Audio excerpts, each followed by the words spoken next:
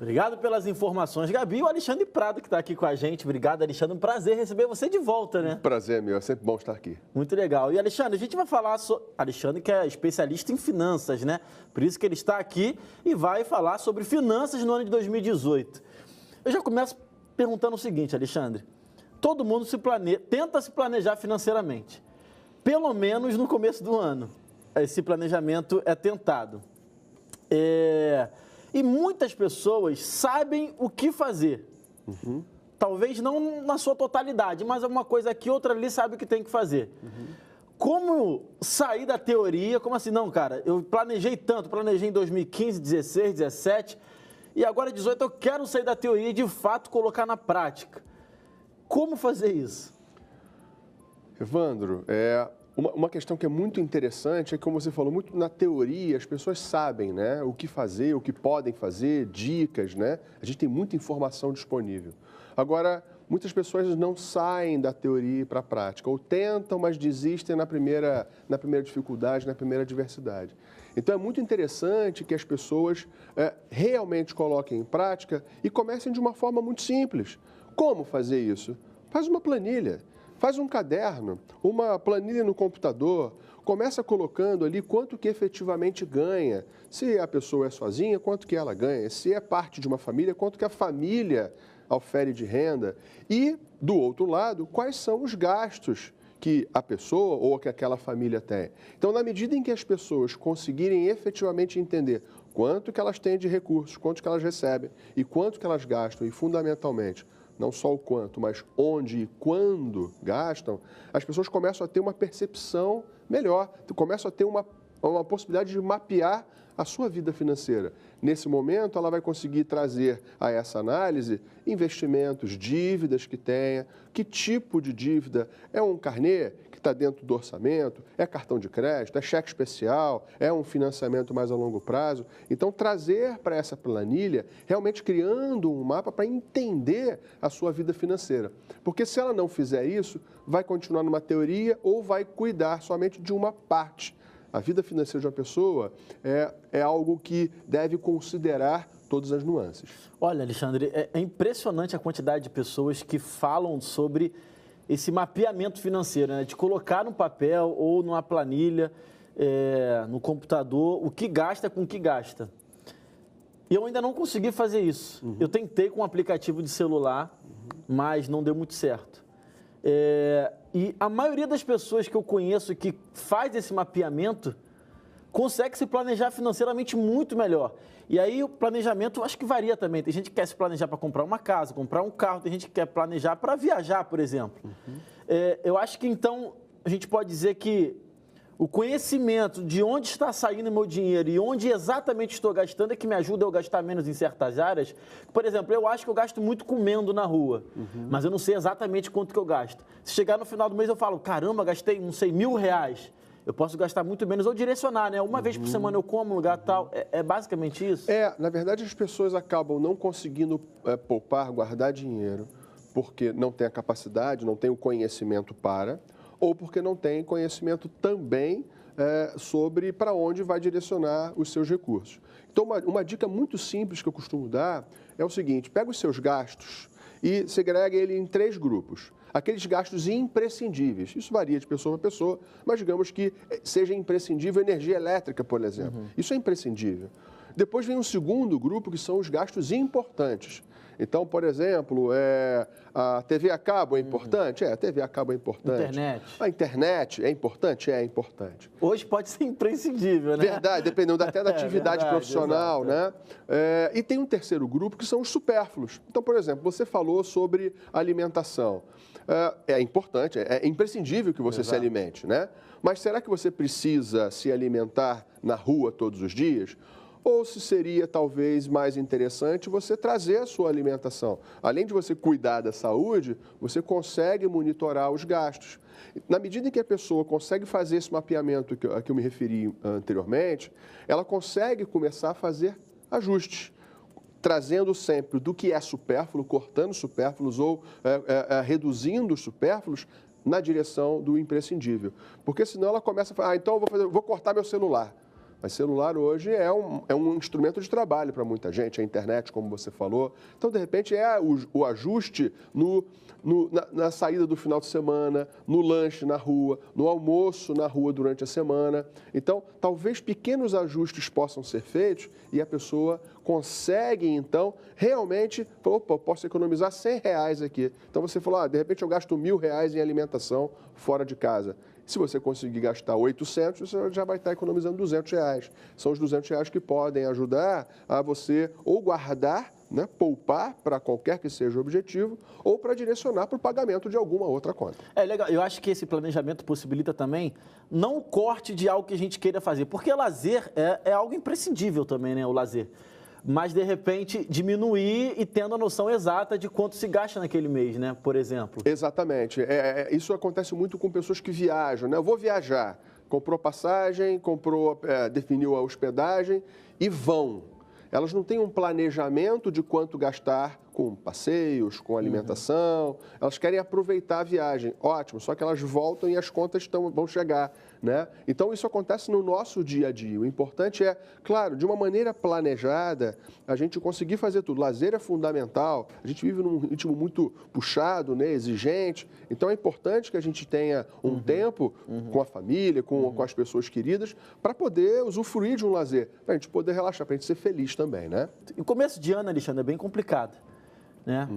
IPVA, IPTU, e para quem mora no Rio de Janeiro, meu amigo, IPTU teve um aumento aí de mais de 150%. Chegou aos 200% o aumento do IPTU? Na verdade, teve uma mudança na metodologia, né? Então, algumas residências tiveram aumento de 20%, 30% e outras de 4 mil. Porque houve, na verdade, uma mudança na metodologia de cálculo, né? Então, é possível que determinadas residências tenham tido 200%, 300%, algumas de 4.000%. Chega a ser absurdo, mas, na verdade, é uma mudança na metodologia. Sim. Como, assim, quem não se planejou já era, né? Deve estar sofrendo aí para pagar. Mas qual é a melhor forma de entrar no começo de ano, para poder pagar IPVA, IPTU? Tem gente que tem filho e aí compra material escolar, que também é um outro custo bem grande. Evandro, primeiro que, logicamente, as pessoas deveriam ter tentado se programar no ano anterior, né? Então, para quem trabalha, final de ano, tem o 13º, seria já uma ajuda para o começo do ano, né? Que, como você falou, tem IPVA, IPTU, matrícula escolar, material escolar, uniforme. Ainda tem a fatura do cartão de crédito, os gastos de dezembro, né? Que as pessoas vão fazendo e falam, não, daqui a pouco eu pago, né? Muito bem. O que acontece é que muitas pessoas não fazem isso, né? Infelizmente. E aí, o que fazer em janeiro? Qual é a melhor situação? É pagar, por exemplo, IPVA, IPTU parcelado ou pagar à vista? Eu gosto de dizer que antes de definir sobre o parcelamento ou não, o importante é, tem o recurso em mãos, pague. Pague à vista. Mas não adianta falar que vai pagar à vista e vai pegar um recurso no empréstimo, num crédito consignado, receber esse dinheiro através de uma fonte externa. Se tem o dinheiro, paga. Porque a percepção que se tem é, bom, eu vou parcelar, vai ter juros, vai ter uma correção.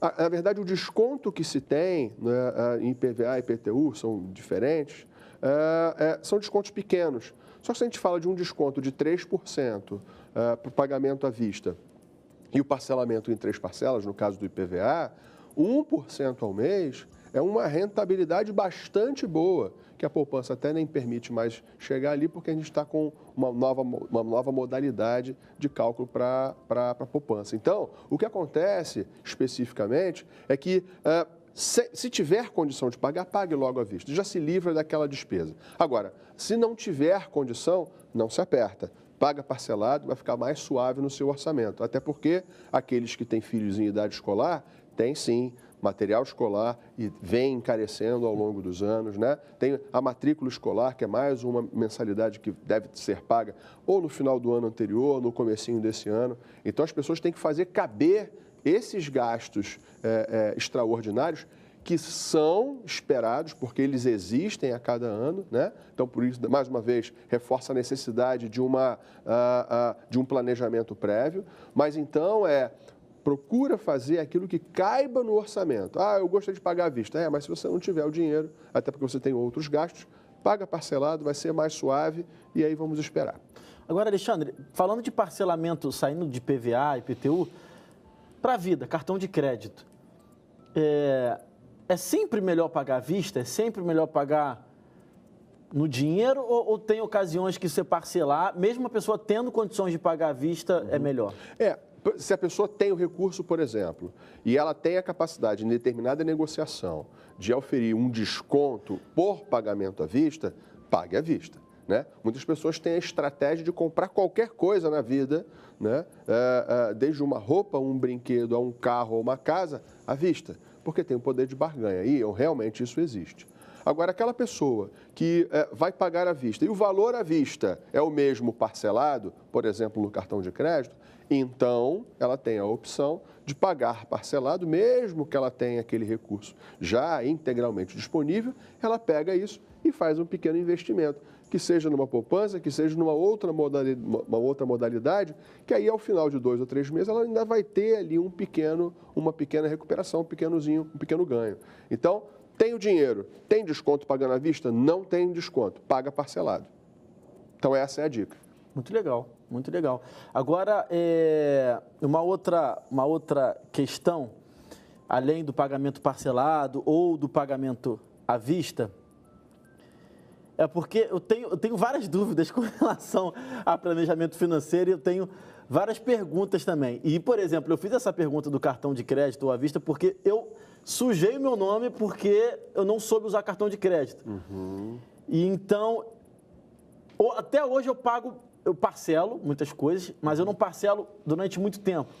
Porque para eu me planejar com parcelas longas, eu tenho mais dificuldade. Então, por exemplo, eu não parcelo nada em 10 vezes. Porque quando passar 3 meses, eu quero parcelar uma outra coisa em 10 meses. E quando passar mais 2 meses, eu quero parcelar uma outra coisa em 10 vezes. Então, vai casar no mês aí que eu tenho 3, 4, 5 parcelas para poder pagar. E o seu orçamento não vai caber. Exatamente. Acho que você tocou 2 pontos muito interessantes. A questão do cartão de crédito. Muitas pessoas me perguntam, o cartão de crédito é um vilão? O cartão de crédito absolutamente não é um vilão. O cartão de crédito ele é um dinheiro de papel, ele é uma possibilidade de você fazer um pagamento. A pessoa que usa o cartão de crédito de uma maneira inteligente, ela usa o cartão de crédito, ganha ali alguns dias, chega a fatura, paga a fatura, não tem problema nenhum.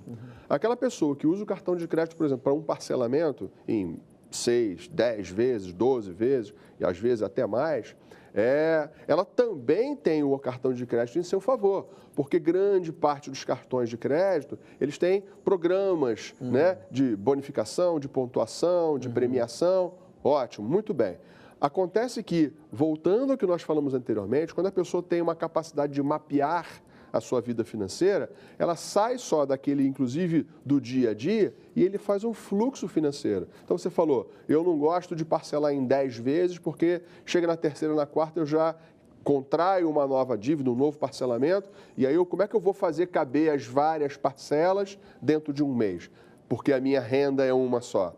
Pronto, faz uma mesma planilha. Então, você na mesma planilha, você bota no mês de janeiro, fevereiro, março, abril e todos os meses. Você vai fazer uma compra agora em janeiro, por exemplo. Vamos supor que o cartão de crédito vença em fevereiro. Então, você sabe que serão 10 parcelas. Então, a primeira parcela vencerá em fevereiro e depois mais 9 seguintes. Já coloca o valor daquela parcela dentro do seu orçamento. E aconteça isso com os vários parcelamentos que você quiser fazer, será possível você identificar dentro do que você ganha, igual um extrato bancário, né? A gente tem um depósito na conta e depois vai saindo, né? A gente tem um valor que entra e os vários que vão saindo. Faz isso numa planilha. Você vai ter a percepção de quanto que você ainda pode parcelar, quanto que está saindo e quanto que você ainda tem de saldo. Quando tem juros, nem pensar. Nem pensar. Na verdade, tem que fazer uma conta, né?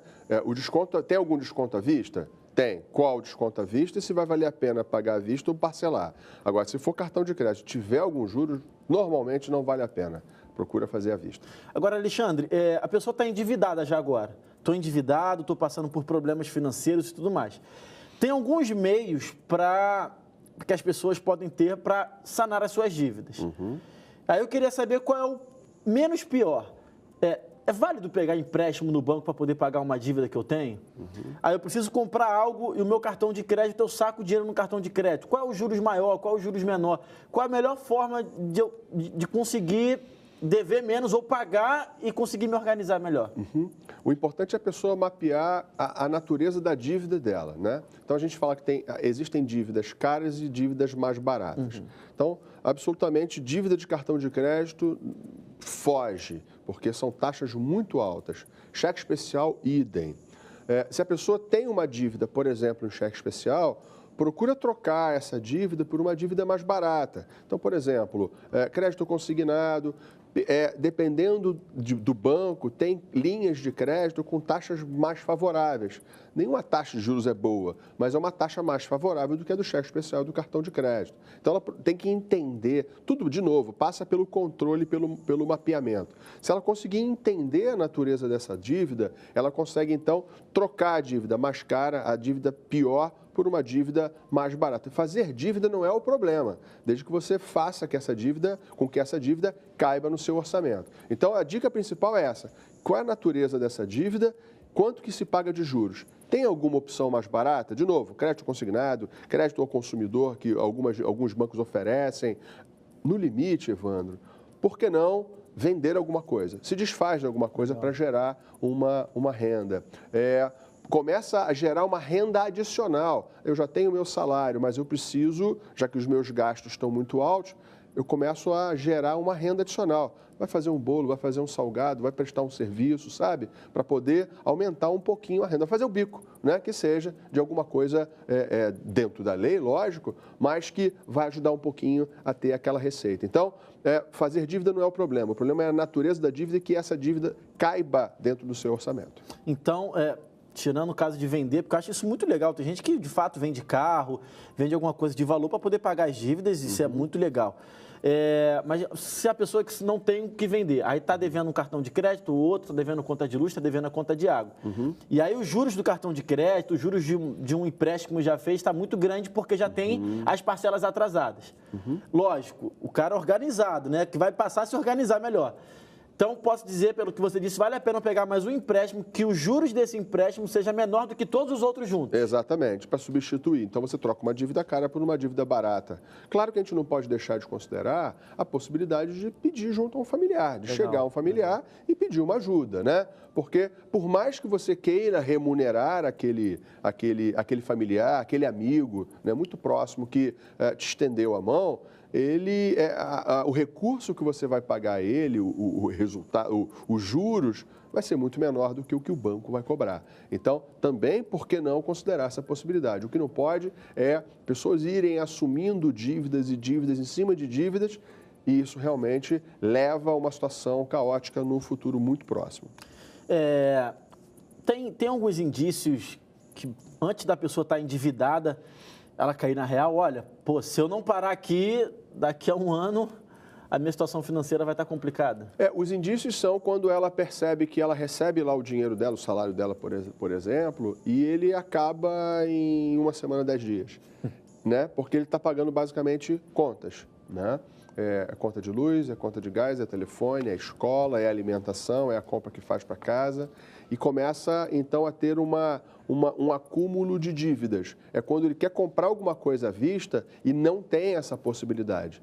Então, de novo, quando você tem o dinheiro à vista e você não tem desconto, então, de repente, parcela, você pega esse dinheiro e investe, você ainda vai ganhar um dinheirinho, né? Pessoas fazem isso. Algumas empresas permitem que, no começo do ano, o empregado receba, por exemplo, 50% do 13º, pega aquele recurso, não gasta, investe, ao final do ano ele já vai ter até um ganho daquele 13º. Então, são estratégias que podem ser feitas. De qualquer forma, o que a pessoa tem que fazer é ter muito cuidado com as dívidas que ela contrai, porque senão, até o nome da pessoa, além de ficar sujo, essas dívidas podem afetar o seu próprio patrimônio, né? De ter que penhorar um imóvel porque o IPTU não foi pago ou porque o condomínio não foi pago, ou ter a conta de luz cortada. Então, realmente, isso torna-se mais complexo. Legal. Agora, Alexandre, vou te fazer uma pergunta que talvez você fale a mesma coisa que falou no primeiro bloco, mas porque a gente está falando de pessoas endividadas que têm que pagar e as suas dívidas e tudo mais. Falando de planejamento financeiro, mas não anual, mas planejamento financeiro para algo que eu queira comprar. Vamos supor que eu queira comprar uma casa. E uma casa não é algo barato. Eu não vou conseguir juntar dinheiro em um ano para comprar uma casa. A não ser se você de casa ganhe muito. E eu torço para que isso aconteça. Mas eu tenho que planejar, não sei, 3, 4, 5 anos para eu conseguir ter um dinheiro bom para entrada. Isso. A resposta para essa pergunta está lá no primeiro bloco? De fazer o caderninho? Como que eu consigo juntar R$1.000 por mês? Como chega a esse número? A resposta está no primeiro bloco, sim, né?